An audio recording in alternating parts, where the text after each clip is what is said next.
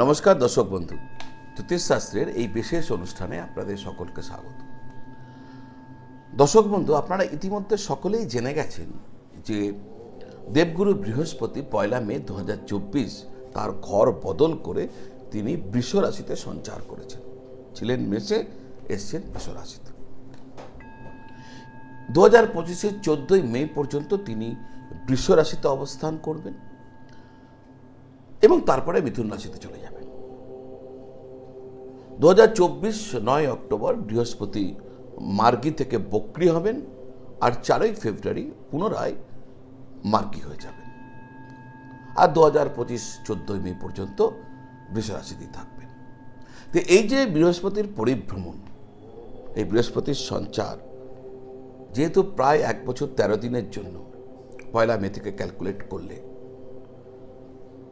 এর একটা প্রভাব পড়বে আপনাদের জীবনে। প্রত্যেকের রাশি অনুযায়ী একটা নিশ্চিত প্রভাব পড়বে, কারণ বৃহস্পতি, শনি, রাহু, কেতু এরা যখন ঘর পরিবর্তন করেন তার একটা প্রভাব পড়ে, কারণ এই গ্রহগুলি দীর্ঘকালীন সময়ের জন্য ঘর পরিবর্তন করেন। যেমন চন্দ্র 2.5 দিনের জন্য মাত্র আর একটা ঘর থেকে আর একটা ঘর যেতে 2.5 দিন সময় নেন, স্বল্পকালীন। ঠিক একইভাবে স্বল্পকালীন যে গ্রহ আছে সেগুলো খুব একটা বেশি আমরা এই ধরনের আমাদের বক্তব্য রাখতে হয় না বা কোনো একটা পূর্বাভাস করতে হয় না, কারণ তার সময়টা অল্প, থাকার স্প্যানটা অল্প। কিন্তু বৃহস্পতির ক্ষেত্রে 1 বছর 13 দিন যথেষ্ট বেশি। 1 বছর সময় যথেষ্ট বেশি সময়। কি হতে চলেছে আপনাদের জীবনে এই নিয়ে আমার আলোচনা। আগামী 1 বছরের পূর্বাভাস বলতে পারেন বৃহস্পতির সঞ্চারজনিত কারণে। এবার এই যে আমি আপনাদের বলতে চলেছি, এক্ষেত্রে আপনাদের একটা বিশেষ জিনিস মনে রাখতে হবে। আমি যা বলবো হতে পারে আপনার জন্য খুব শুনতে ভালো লাগছে, তাহলে কি এত ভালো ঘটবে? এটা নির্ভর করছে আপনার দেখার ওপর, বোঝার ওপর। আমি একটা পূর্বাভাস বলতে চলেছি। দর্শক বন্ধু, এই পূর্বাভাসকে আপনি আপনার রাশি আর আপনার লগ্ন দুইটা দিয়ে শুনবেন। অর্থাৎ মনে করুন আপনার তুলা রাশি বা তুলা লগ্ন, যদি তুলা রাশি হয় এটা শুনলেন, তুলা লগ্ন হয় শুনলেন। এবার মনে করুন আপনার বৃশ্চিক লগ্ন বা বৃশ্চিক রাশি, বৃশ্চিকটাও শুনবেন। অর্থাৎ তুলা আর বৃশ্চিক দুটো শুনবেন। দুটো শোনার পর একটা আনুপাতিক একটা রেজাল্ট বার করবেন যে ভালোর দিকে গেল ট্রেন্ড না খারাপের দিকে গেল। দুটো ক্ষেত্রেই যদি ভালোর দিকে গিয়ে থাকে, তারপর যেটা দেখবেন সেটা হচ্ছে আপনার দশা অন্তর্দশা কি চলছে। দশা অন্তর্দশা যদি সাপোর্ট করে, আপনাকে সাপোর্টেবল হয়, তাহলে ডেফিনেটলি আপনার ভালো হতে চলেছে। আর যদি দশা অন্তর্দশা আপনাকে সাপোর্ট করছে না, কিন্তু রাশি আর লগ্নর পূর্বাভাস সাপোর্ট করছে, তাহলে একটা মাঝামাঝি ফল তো নিশ্চিত পাচ্ছেন। আর রাশি লগ্ন তেমন সাপোর্ট করছে না, দশা অন্তর্দশা সাপোর্ট করছে না, তাহলে ডেফিনেটলি আমি যা বলতে চলেছি সেগুলো কোনোটাই আপনার কাছে মিলবে না।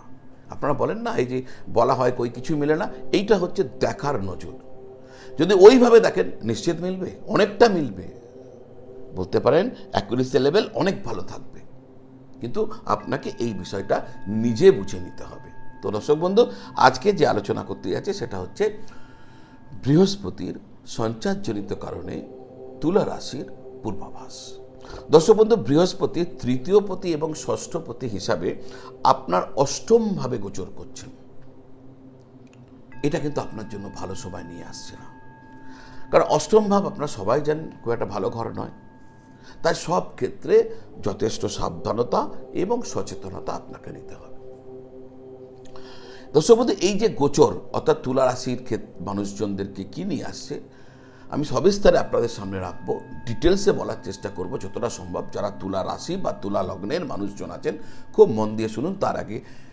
তার আগে একটা ছোট্ট আমি বলতে পারেন আমার কথা আপনাদের সামনে রাখতে চাই। সেটা হচ্ছে, যদি আপনারা আপনাদের জ্যোতিষীয় বিচার, হরোস্কোপ দেখানো, কুণ্ডলী বিচার বা যে কোনো জ্যোতিষীয় অনুসন্ধিৎসা যা আপনার মনে আছে, যা জানতে চান জ্যোতিষ ব্যক্তিত্বের কাছ থেকে, যদি মনে হয় সেগুলো আমার কাছে জানানো প্রয়োজন, অর্থাৎ আপনি আমাকে দেখাতে চাইছেন, তাহলে সেক্ষেত্রে আপনি আমার অনলাইন সাপোর্ট সিস্টেমে সাহায্য নিতে পারেন। ঘরে বসে আপনি আমার পরামর্শ পেয়ে যাবেন। কি করতে হবে? যে নাম্বারটি দেওয়া আছে 9830564500, ওই নাম্বারে হোয়াটসঅ্যাপ করুন, করে বলুন আমি অনলাইনে দেখাতে চাই। আমার অফিস থেকে আপনাকে টোটাল পদ্ধতি বলে দেওয়া হবে। সেই পদ্ধতিকে ফলো করলে আমি আপনার সাথে ভিডিও কল, টেলিফোন কল ইত্যাদির মাধ্যমে জুড়ব এবং আপনার সাথে সবিস্তারে আলোচনা করব আপনি যা জিজ্ঞাসা করেছিলেন তাই নিয়ে। অর্থাৎ যে কোনো জিজ্ঞাসা, জ্যোতিষীয় প্রতিকার যা কিছু জানতে চান যোগাযোগ করতে পারেন। তো দর্শক বন্ধু, আমার আলোচনা চলছিল তুলা রাশি নিয়ে। এই যে তুলা রাশির গোচর, এই যে গোচরকালীন সময়, এর মধ্যে কোনো না কোনো অশুভ ঘটনা বা অশুভ সংবাদ আপনি প্রাপ্ত হতে পারেন। দর্শক বন্ধু, আগেই বলে দিই, একটু হতাশ হবেন না, ঘাবড়ে যাবেন না, কারণ আমি কিন্তু এই যে বলছি শেষে আমি আপনাদের উপায়ও বলবো যে কোন উপায় করবেন যাতে এগুলো প্রতিরোধ করা যায়। দর্শক বন্ধু, সব ক্ষেত্রে আপনাকে এই গোচর সময় বাধা অনুভব করতে হবে। নাম যশ আপনার ক্ষুণ্ণ হতে পারে। এমন কোনো কাজ যা আপনি হয়তো লুকিয়ে লুকিয়ে করেছেন সেটি কিন্তু সমাজের সামনে চলে আসতে পারে, সুতরাং সাবধান। তবে ভালো কাজের জন্য যারা অতীন্দ্রিয় বিষয় নিয়ে চর্চা করছেন, অর্থাৎ যারা অ্যাস্ট্রোলজার, তন্ত্র মন্ত্র বিভিন্ন ক্ষেত্রে সাধনা করছেন, বিভিন্ন বিষয়ে রিসার্চ করছেন, যারা রিসার্চার, গোপন অনুসন্ধান করছেন, তাদের জন্য সময় কিন্তু বেশ ভালো হতে চলেছে এই বৃহস্পতির সঞ্চার। একটা জিনিস সকলে মনে রাখবেন, এই সময়কালে ধর্মের পথ থেকে কোনোভাবেই বিচ্যুত হবেন না। ধর্মকে আঁকড়ে ধরে থাকবেন, আধ্যাত্মিকতাকে জীবনের অঙ্গ করে নেবেন।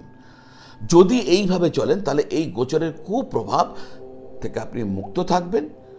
আর হ্যাঁ, ভাই বোনদের সঙ্গে সম্পর্ক খারাপ হতে পারে, সুতরাং সেক্ষেত্রেও একটু নজর রাখবেন, সতর্ক থাকবেন। চাকরিতে ট্রান্সফার হওয়ার একটা সম্ভাবনা আছে।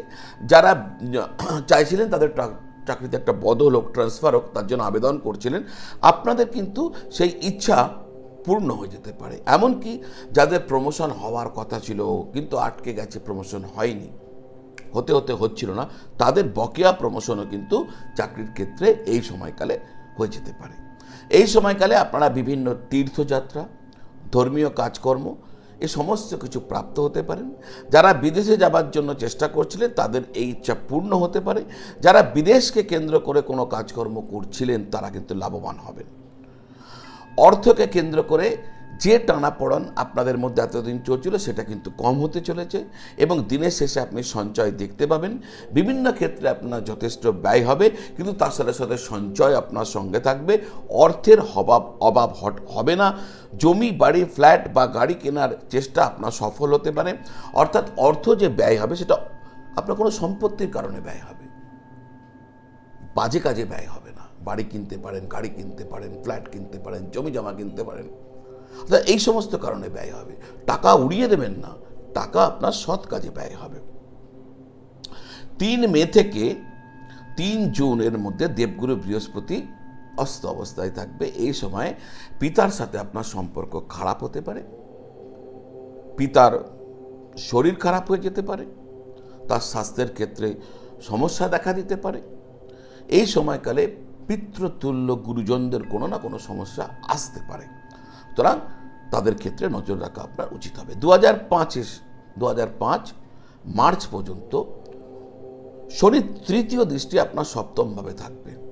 দেখুন, শনির তৃতীয় দৃষ্টি নিয়ে আমি একটা ভিডিও করেছি, অলরেডি চ্যানেলে আছে। শনিদেবের তৃতীয় দৃষ্টি অত্যন্ত খারাপ। তো এই শনি, দেখুন, অত্যন্ত খারাপ বলার পরে কিন্তু অনেকগুলো কথা থাকে, আমি অ্যাজ এ হোল খারাপ বলে দিচ্ছি, কিন্তু এর মধ্যে অনেক টুইস্ট আছে।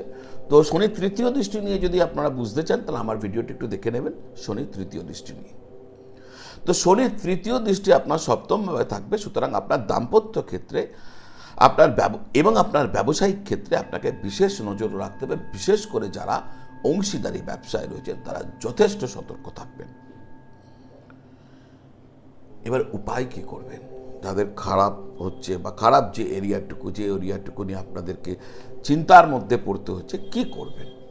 আপনার উচিত হবে বৃহস্পতিবার যে কোনো গোশালাতে গিয়ে, দেখুন আজকাল কি হচ্ছে, আগে যেমন রাস্তাঘাটে গরু চলতে দেখা যেত, এখন তো সেভাবে গরুকে আপনি দেখতে পাবেন না। কোনো কেন্দ্রে গেলে গরুকে পাবেন, যেগুলোকে গোশালা বলে। গ্রামে হয়তো এখনও আপনি ইজিলি গরু দেখতে পাবেন। তো যে কোনো গোশালাতে গিয়ে বা গরুকে কাঁচা আলু, ছোলার ডাল, দেশি ঘি, কর্পূর এবং হলুদ দান করবেন। এবার বলতে পারেন গোশালা থেকে এগুলো দান করলে কি হবে, কেন করব, গরুকে এগুলো খাবে? নিশ্চয়ই। এই যে আপনি ছোলার ডাল, হলুদ, ঘি এগুলো সব দান করছেন, এগুলো দিয়ে যে খাবার, যে খাদ্য প্রস্তুত হবে সেটি গরুকে ওই গোশালার ব্যক্তিরা খাওয়াবেন এবং এটা আপনার পক্ষে লাভজনক হবে। প্রতিদিন ঘিয়ের প্রদীপ জেলে বৃহস্পতির মন্ত্র হলুদ গাঁটের মালা দিয়ে এক মালা জপ করবেন। ঘিয়ের প্রদীপ জানবেন, তারপর হলুদ গাঁটের মালা নেবেন। হলুদ গাঁটের মালা কিনতে পাওয়া যায়, গোটা গোটা হলুদ দিয়ে তৈরি হয় না, হলুদের গাঁট গাঁট দিয়ে তৈরি হয়, কে বলে হলুদ গাঁটের মালা। সেই মালা দিয়ে বৃহস্পতির মন্ত্র জপ করবেন। মন্ত্র হবে ওং গ্রাং গ্রিং গ্রৌং স গুরবে নমঃ। ওং গ্রাং গ্রিং গ্রৌং স গুরবে নমঃ। এই মন্ত্র আপনি জপ করবেন এক মালা। পাশাপাশি কপালে কেশরের তিলক অর্থাৎ কেশরের টিপ পড়বেন। স্নানের পর বৃহস্পতিবার দিন কলা খাবেন না, সম্ভব হলে কলা দান করবেন। কোনো মতে বৃহস্পতিবার দিন কলা খাবেন না, কলা দান করবেন। তো আজ এই পর্যন্ত, আবার দেখা হবে। শুধু যাওয়ার আগে একটা কথা মনে করিয়ে দেবো, আপনারা আমার ভিডিও দেখছেন কিন্তু অনেকেই এখনো সাবস্ক্রাইব করেননি। সাবস্ক্রাইব করে দিন চ্যানেলটা, যদি ভালো লেগে থাকে পাশে বেল আইকন আছে ওটাকেও প্রেস করে দিন। তো আজ এই পর্যন্ত, আবার দেখা হবে। সকলে ভালো থাকুন, সকলকে ভালো রাখুন। নমঃ শিবায়।